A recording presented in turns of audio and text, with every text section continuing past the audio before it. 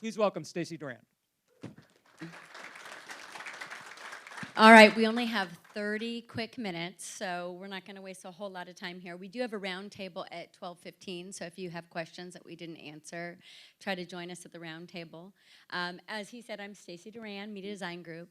I've been in the D2C business 29 years, so very long, and ups and downs, and the good news about D2C is we're pretty darn scrappy. So we have a lot of data to figure things out. But our topic today is about scalability and sustainability. And basically, are those oxymorons? Can we sustain and scale, or is it one or the other? So we have 4 great panelists. We're going to go down the line. If you guys introduce yourself, your company, and if you could just tell us in one word what your biggest driver marketing channel is, so that when you answer the questions, we kind of know if you're coming from that media, TV, podcast, or where your viewpoint is. Hi everyone, my name is Trang. I am Director of Acquisition at TechStyle Fashion Group. So TechStyle runs and operates a portfolio of 5 different subscription brands. We have Fabletics in collaboration with Kate Hudson, who sells athleisure wear to men and women. We have Savage X Fenty, lingerie with Rihanna, and we have Fab Kids, which is a brand up in San Francisco for us, sell kid clothes. And the 2 brands that I operate and that I run acquisition is JustFab and ShoeDazzle. We sell exceptional qualities, fashionable shoes for women at a very accessible price. So as a subscription brand, like acquisition is a big driver for us. I think right now our biggest marketing channel, as many other D2C brands, we do a lot of Facebook ads, or a lot of digital, but also trying to diversify our channels, and we can talk more about that, the scalability part. Hi, I'm Dan Obegi. I'm president of Buddy Nutrition, which is a personalized nutrition platform. So we do an online assessment, and then based on the information we gather from those people, we do custom manufacturing of nutritional supplements and functional foods.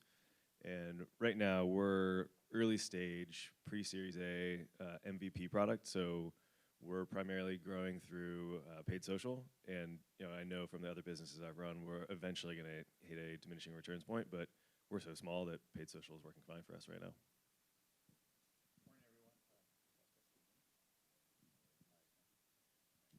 Hi, everyone. Sean Pate, Brand Marketing Officer for Zenni. We are the largest eyewear company you've probably never heard of, and online and exclusively for 16 years. But we've sold 28 million pairs of glasses through that model, and it's been extremely successful based on a vertically integrated business with an average price point of $40 for your prescription glasses. So value proposition is what's brought people to Zenni over the course of our time. And of course, our largest channel has been digital marketing, and it remains to be because that keeps the lights on. But my job is to drive the awareness, the understanding, the value proposition, as well as the affinity to our brand and tell the story around Zenni, which has been largely anonymous, being so successful in a digital marketing platform. But one of the things we've been doing successfully is partnering with well-known brands and entities like sports franchises and celebrities to get that story out there and associate our relative startup company with a higher level of understanding. Hi everyone, I'm Wynohradnyk, Brand Director for Gravity Products. If you haven't heard of us, we are the makers of the Gravity Weighted Blanket and a host of other sleep improvement and stress reduction products on the market. We, similar to a lot of the other folks up here, digital continues to be the core driver for us through our business, specifically Facebook and Instagram, but as we'll get into, partnerships and a lot of other forms of other channels really are integral to driving our business forward and seeing that growth in the future. Great. Well, I'm going to start with you, Trang, and you've got a lot of companies to answer this based on. But going back to our topic, are you feeling pressure to build businesses that are sustainable, or are you looking to grow, find funding, and flip and sell something? And again, back to that topic, can you do both at once? Or does sustainability kill scale? Right. So Sustainability is just a very simple concept of, being able to survive, being able to make a profit out of your business and sustain that profit and keep it growing. I think the nuance of it is that for new businesses, when you first started, it's very hard to be sustainable because it really limits your growth. We see that firsthand with our businesses too. We've been in the businesses, JustFab and ShoeDazzle, we've been in the business for like 10 years. In the beginning of it's really all about growth for us. Being able to acquire as many customers as possible, being a subscription brand, as the retention is pretty predictable once you are a subscription brand, but getting those acquisition numbers coming in is really going to decide how your business performs. But that's if you want to be slow, you want to be more safer, you want to focus a lot on sustainability, it might come at the expense of your speed of growth. So that's why that's where the challenge comes from. So you need some deep pockets to be able to Yes. get that club model going. Yes, for sure. And a lot of times the deep pocket doesn't come immediately. It has to, through a lot of refining your data, organize your data, building your structures, and etc. To answer the question of whether sustainability and growth could coexist, I think it could. We were an example of that. We were able to grow very quickly and be able to make a profit out of that growth very quickly. But with all of the different challenges that are rising, the CPMs increasing, all of these advertisers, you guys are here, have the same challenge. CPMs increasing and fatigue in media, fatigue in consumer behaviors and all that stuff. I think we do need to take a look at what we're doing right now and see what else we want to do to really sustain that growth. So Mark, I have a feeling the way you launched the company is a little different than the JustFabs of the world. And so how have you been able to sustain profitability while growing? And again, does one kill the other? Yeah, so we have an interesting story. We actually launched on Kickstarter back in April 2017 and really were able to raise almost $5 million over the course of that 30-day funding period. And really that's how we got our start, got our funding. We haven't taken any additional funding from any investors to this date. And I think it's really a fine balance of being able to sustain and also trying to scale, because we don't have those extra funds, that extra investment money coming in. It's really being critical with how we're spending our dollars, where are we seeing that return, where can we keep our costs down, but also driving that revenue. So for us, it's really about that balance. So finding channels like Facebook and Instagram, which have from day one really driven our business forward. But as many people mentioned, and what we saw on the board with Steve is costs are increasing. That's what we're facing. So finding those ways to scale, but really sustain our business where we're not spending. So for us, partnerships has really become a meaningful part of our business. Last year, they made up 2% of our revenue. This year, they're up to 18%. So it's finding those like-minded brands that not only allow us to get our name out there, get that free marketing, but also drive more value for the customer. So for instance, for this holiday timeframe, we just launched a big partnership with Purple Mattress. So they have a custom branded gravity blanket, a custom branded mask that they're including across all their communications. It's a huge part of their strategy. And for us, it's a really easy way to get our name out there and our products without us having to invest much on the marketing side. It's really that investment in the product, which that's set, and then really letting them do a lot of the work on the back end. So finding those ways to scale and drive sustainability at the same time without really investing a ton of funds on the back end. That's really creative. The $5 million at Kickstarter and free marketing with other partners. You're gonna have a lot of people asking you questions. Dan, do you have anything to add, or Sean, do you want to add anything on that question? One thing to add real quick is that I've done a lot of fundraising in the last couple of years, and all of the institutional investors I've talked to, they want both. They expect a 2 to 3 times LTV to CAC ratio, and So they want growth, or they want profit, or both? They want the hockey stick growth, the month-over-month growth, as well as, at least on a pro forma basis, with assumptions you can prove, profitability. So with the IPOs like Peloton and Direct Smile and the Dollar Shave Club stories, is that hurting you being able to raise money these days? Are people being a little more cautious of DR brands? Yeah, they're very cautious. So there's a concentration risk.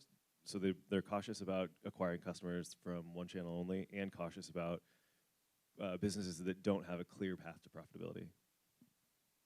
And Mark, I'd love to hear your story, because it's really reminiscent of what Zenni did many, many years ago, but bootstrapped the company, never took $1 VC, early days of the internet marketing, so was really benefiting from low CPMs and just kind of the wild, wild west of what was user acquisition.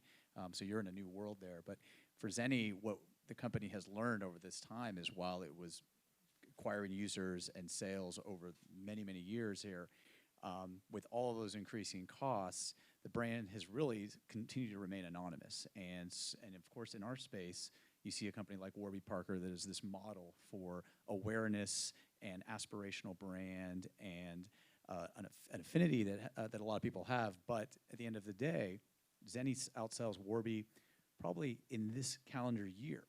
In all of Warby's sales for its 10 years in business. We'll sell nearly 6 million pairs of glasses this year. So we've been incredibly successful with all the tactics everybody in this room has been using or trying to sell through, but we have not nearly reached our potential. And I think that's sort of what we're looking to do, but impressive to see another company that's kind of taking that same way, because the Warbys of the world have taken hundreds of millions in VC to accomplish what they've done.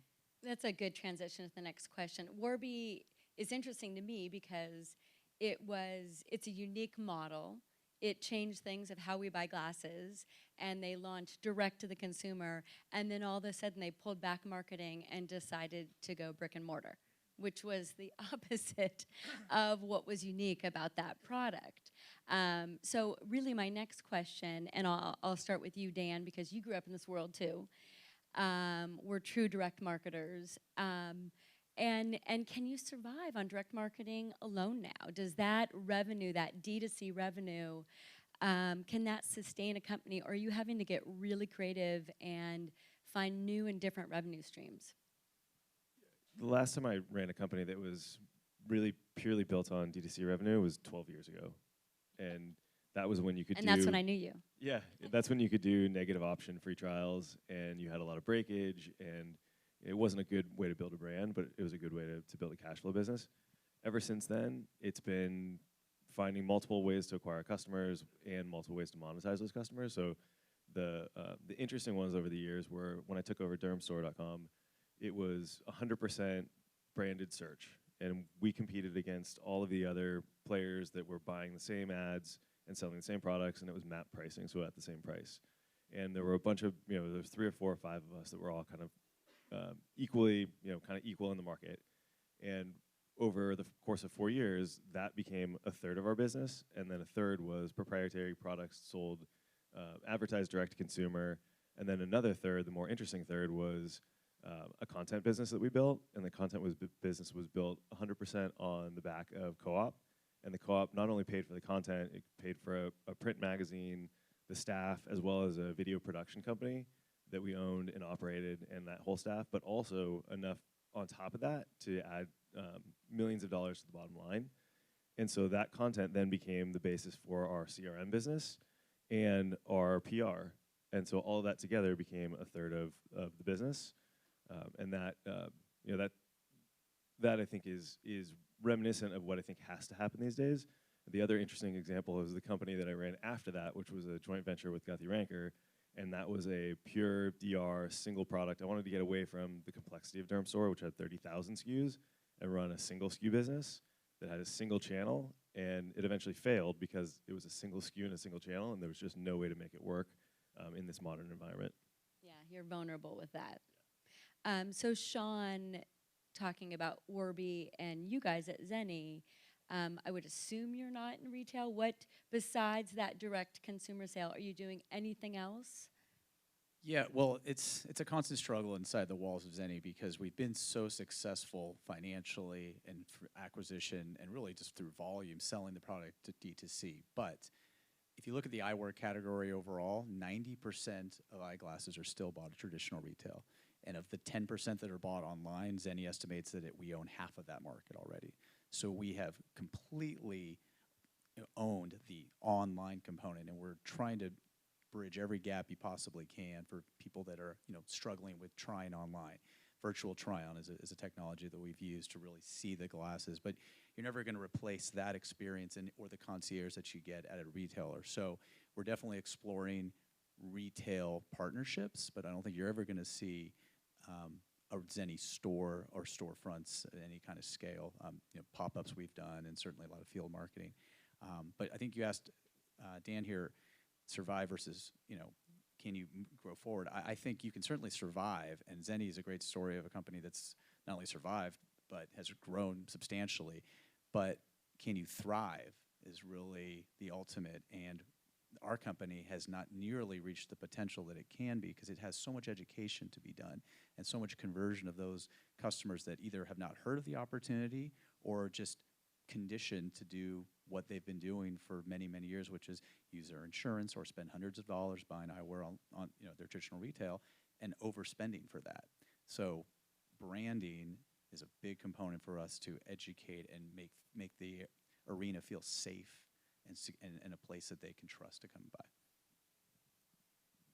So, Mark, in the last 12 months, is there anything, actually I'm going to ask all of you guys down the line this, what has changed inside your company and to grow and sustain, or one or the other, and what's your biggest change and kind of the biggest advice and opportunity you could give to the crowd? Yeah, so I think the biggest thing for us has been a shift in our media mix. I think a lot of times when you're a DTC brand, people think you're only spending on digital, social, but for us, we've really shifted that. And while digital and social are a big piece, they're a much smaller piece than they were 6 months ago, a year ago. And is that for fourth quarter? Is that a shift that you're going to maintain? So that's a shift we're going to maintain. And this really started last summer. Something like traditional radio, which most people would be like, oh, a DTC brand on radio, like they don't believe it. But for us, we saw really incredible returns on traditional radio. So we have like a massive partnership with iHeartRadio that we've been spending with over like the past year now. They've continued to drive strong results. Traditional TV, we work with Tatari and do buying through them. And they've been an amazing partner, really looking at a channel which, again, normal DTCs may not be looking at. So I think for us, it's not only looking at the media mix and what channels we're spending on to drive that growth, but then also what other forms as well. So I mentioned partnerships. That's been really critical to us. Retail, very similar to the Zenni team. We don't necessarily expect or want to have our own stores, but finding those partnerships where it makes sense to go in. We partnered with Bloomingdale's on their health and wellness shop, the little pop-up inside, and we're featured there. We were in Showfields in New York City, which is a new sort of DTC shopping space. We partner with Pate, which is a very sort of straightforward shopping experience. Think about it's like our blanket on the table with a tablet. So really finding the channels and forms of media and the types of areas where you can grow and sustain without having to really spend tons of money. So I think for us, it's that balance of sustain and scale and doing it really in a strategic way. What about you, Trang? For us, it's been, I mean, if you're a company that's been in the business for 10 years, like a lot of things have changed. Traditionally, we have seen that, acquiring any customers you can, bring them in, and then the retention is going to be taken care of by the subscription. And then, so back then, like our product was exciting, the brand was new, and we gave out a great offer for people to join our subscription. So everything was great. It went very well. CPAs is amazing, and then our LTV backs out. But the cost of increasing media and then the fatigue in customers of getting exposure to our product, to our creative over the time, it's caused a little bit of trouble for us recently. I think the CPA has been increasing a lot for us, and with that, in order to afford that CPA, we need to, as a result, increase our LTV at this point, and that means a lot of work to do on the retention side. It's to upgrade our product, to expand our product. And is this across all your brands, or the older versus the newer? Ones, the older ones, yes. Which JustFab and ShoeDazzle. So we need to really hone in into our merchandising, really hone in on our branding, and figure out different ways to acquire customers. Because if you are just focusing so much on Facebook and Instagram, and we spend a lot of money, we are one of the top 3 spenders on Facebook in the U.S. So we spend a lot of money on Facebook and Instagram, and you kind of just tire them out with all of your messaging and all of your marketing. So we're really trying to reach out to new channels. Influencers are a big thing for us right now. I was going to say, what does a new channel mean? Yes, so influencers are a really big thing for us, trying to get to that organic voice of the influencers and reach out to their followers. It's a really big thing for us that we're really focusing on. We're going a lot onto streaming and OTT, all of the different forms of TV. We used to be on TV a lot. We were spending 30% of our media mix on TV, but we started declining in TV. So we shift that to channels like YouTube, channels like streaming, Hulu, etc. And programmatic, we started programmatic 3 years ago. Now it's become about 15% of our media mix. So just diversify out of Facebook and make sure that you're measuring things correctly, having an MTA, multi-touch attribution model that measures all the touch points and give fractional credits to each touch points as far as how impactful it is for your business. So yeah, real new things. Dan or Sean? So the two things that we've done in the last 12 months, the first one is from last year. I was running digital for GNC, and the big move we made at GNC was to move from direct digital attribution to omnichannel. And GNC is in a really privileged position in that they own all their stores, and 90% of sales are attributed to a loyalty card. So there's almost perfect fidelity to track offline sales back into digital advertising. So we did pilot studies with Google and Facebook using holdouts in different cities, and we found that the yield on the online ads was 200 to 1,000% higher than what was originally estimated. And when that incremental revenue was brought back into the optimization algorithm, the overall advertising revenue went through the roof at a higher margin than the original revenue. So for example, after one study, one push of one button, Google's revenue increased by $30 million at a higher margin than average. I think there's a huge opportunity for somebody to figure out how to do that for everybody else that doesn't own their own stores. You know, it's probably a mixture of the cell phone tracking data as well as scan data as well as credit card data. If somebody could merge all that back into the online platforms, there's a huge, huge opportunity to increase your yield and increase your efficacy. And then at Buddy Nutrition, the thing that we're doing now is, a couple people have mentioned it already, partnerships. So the cost of advertising is obviously going up. Everybody knows that. And for us, we're a brand new brand nobody's ever heard of. And so for us to go out and do partnerships with famous athletes and Nike and Lululemon and say, you know, Lululemon's personalized nutrition powered by Buddy Nutrition gives us that implied endorsement as well as margin at no cost, which helps our cash flow.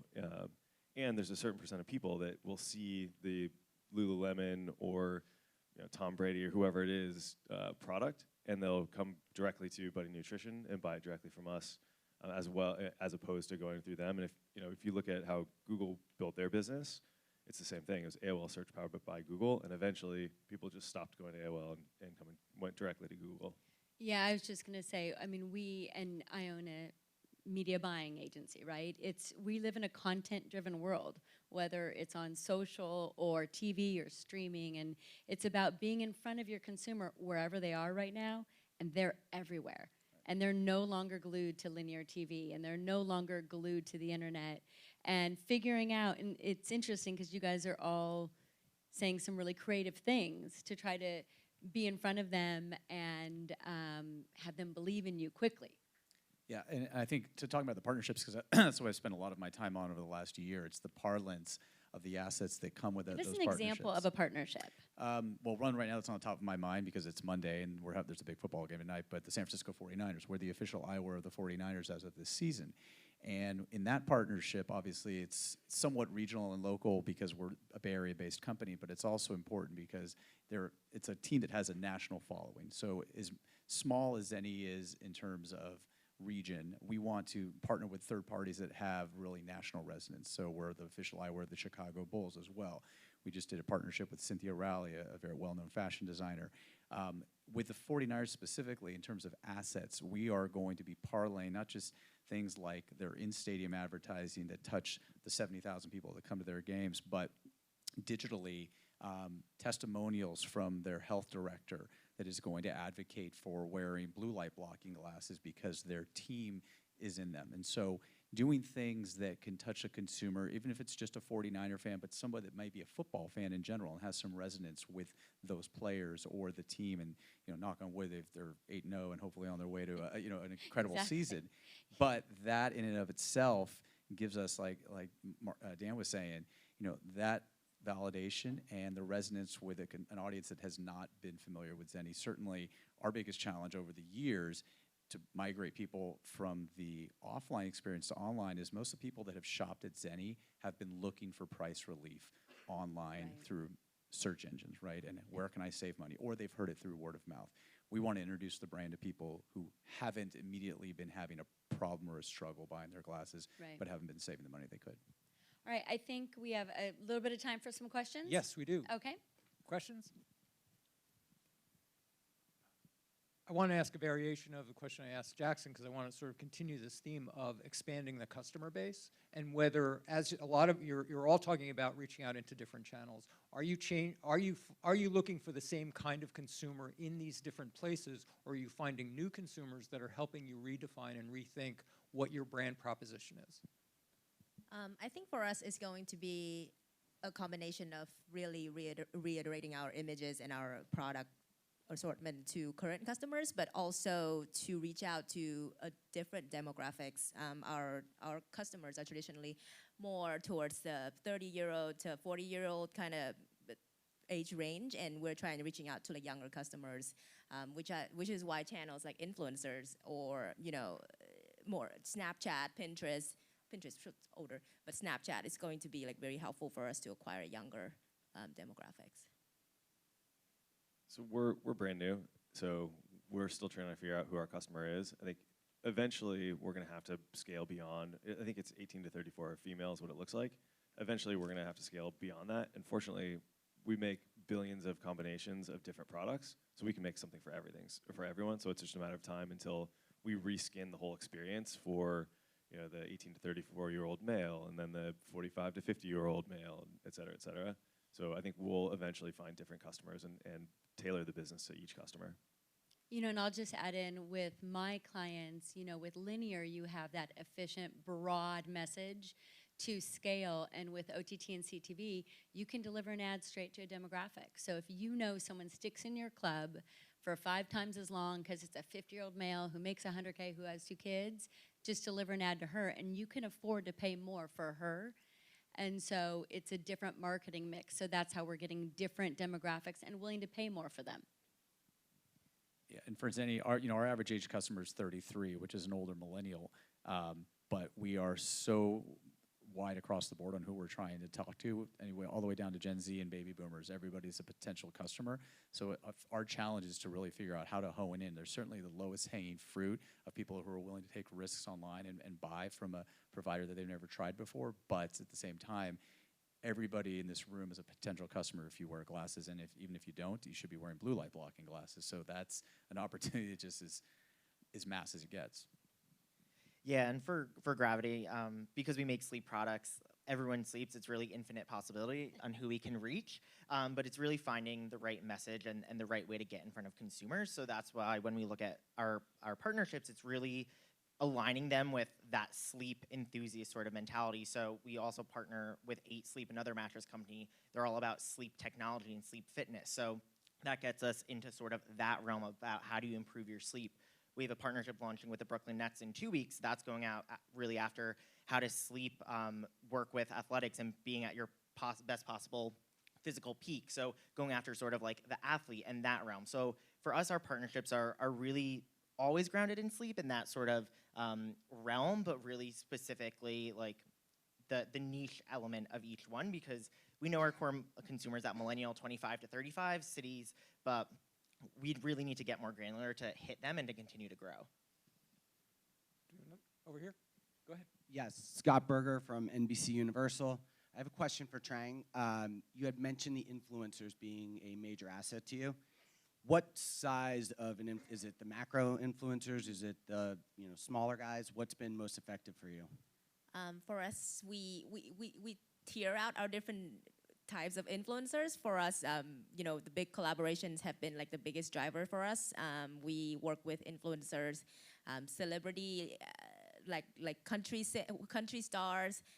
Those are the ones that really work well for JustFab brands, because we do have a strong focus on boots, and the country girls really like the boots. We also work with a lot of reality stars like housewives or bachelorettes and all that stuff, because they have a very solid and very loyal base of followers, and they have been working really well for us as well. But on a micro level, I think the challenge with micro influencers is really managing them and being able to scale up like 600, 500 different micro influencers and make that program work for you. So that's something that we're still trying to tackle. Stacy, panel, thank you so much. We're going to have a roundtable at the end of the morning to extend this conversation. Thanks, everybody.